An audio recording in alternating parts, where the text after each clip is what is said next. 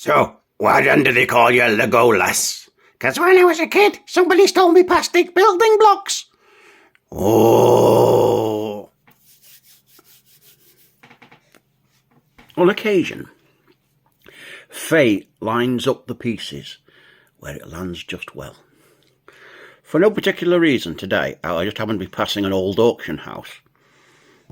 And I stuck my nose in, as you do. And they had a number of unsold lots lying about. So I made an inquiry. I said, I quite fancy this box of stuff here. How much would you like? How much would you take for it? So she said, hang on, I'll just find out for you. And she comes back and she says, you can have that for 30 quid. So I looked at it and I thought, you know, what was this being near Remembrance Week and everybody's remembering the war and stuff like that? And I've actually, as you know, I've got an interest in history. I think what's in that box is worth 30 quid. It's very interesting. Would you like to see? Right, I'll show you. In terms of age, we'll go in reverse order. See this? Now in England, people of our age would say, that's my old school bag. Because when I was a kid at school, nearly everybody had one of these as a school bag. Hang on, I've gone out. But no, that's not what they were originally used for. Look at this. Hey, look at that. Do you know what that is? That is a civilian duty respirator. Which means if you were in the military, but if you were a warden, like an air raid warden or ARP or something like that, you'd get issued with one of these. And this particular one was made in... No, this was issued in 1943. So look at that, in that condition. Isn't that splendid? Right, so there's that.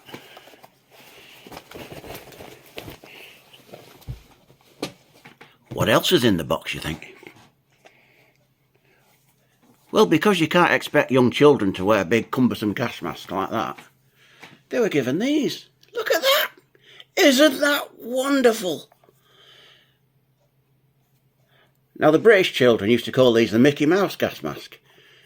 Because in America, Walt Disney designed a gas mask for their kids, but he did it in the theme of Mickey Mouse. But this is the English equivalent, but it acquired the name a Mickey Mouse gas mask.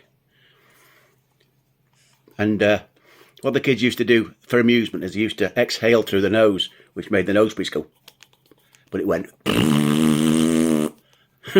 and they thought that was great. But what do you do if you can't put on a gas mask and you're just a little baby? I'll show you. Now this is marvellous. When you consider what it represents, it's bloody horrendous. But look what they did for babies. Look at this. This is a World War II baby's gas mask, for God's sake. You put your baby in the gas mask, in there. Oh, God in heaven. There you are. Legs either side. Baby in the bag.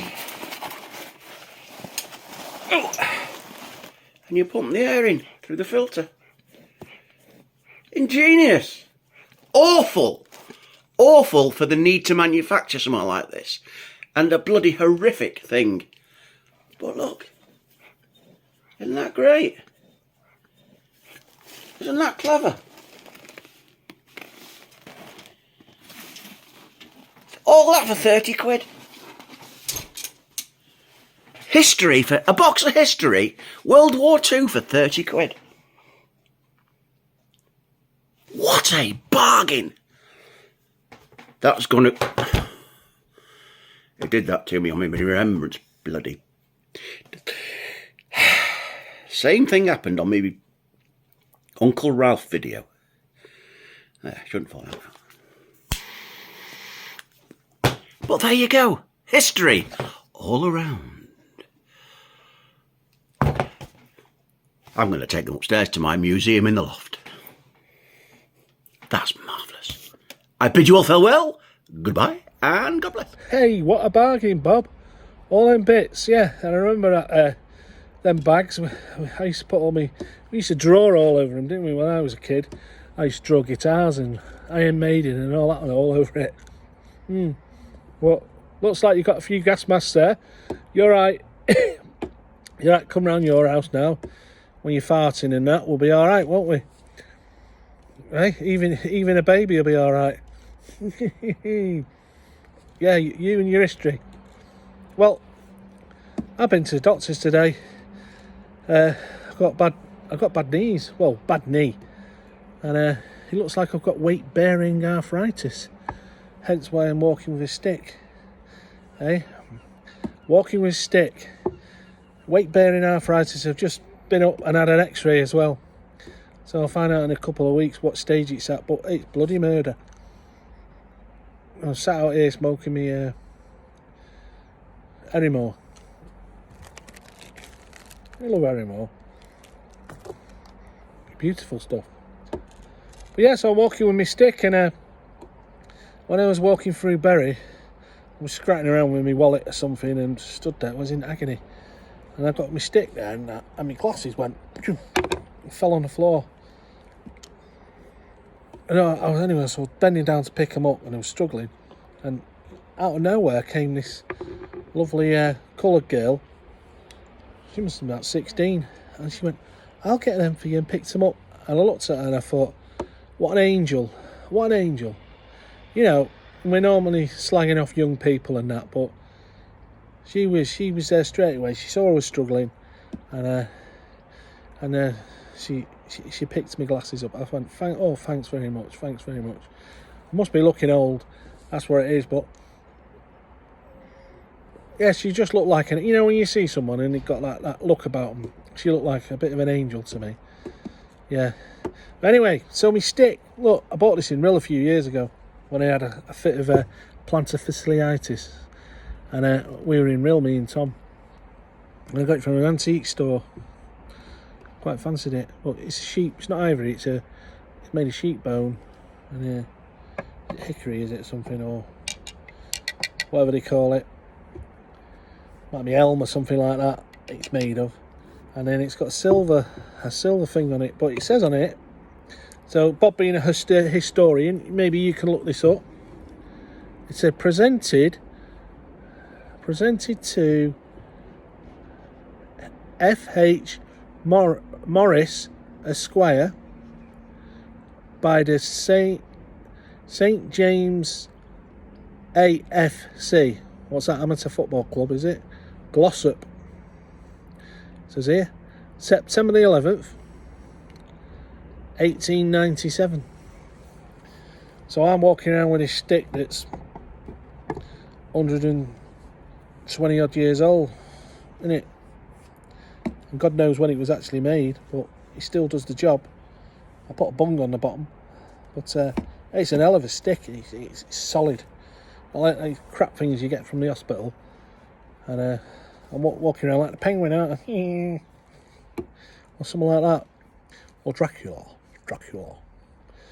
But yeah, so that's my bit of history. See if you can look that one up, Bob, on the internet. See if you can find out who F.H. Morris Esquire was from the St. James's AFC in Glossop. And he was obviously presented this stick. I wonder if he was a captain or a manager or something. Perhaps he was injured and he was a top player, but so they got all ripped round and bought him a stick. That could be what it was. Maybe. It sounds like Boer War, that, doesn't it? That kind of era. Second Boer War, is it? Or whatever it is. I don't know. Bobble now. Anyway, keep smoking. Your music is it's a fantastic thing.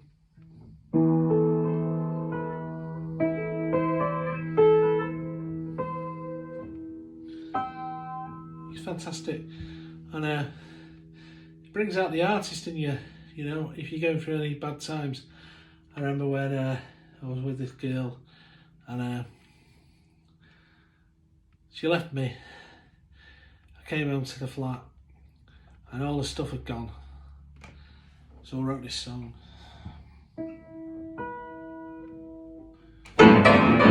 You fucking bitch!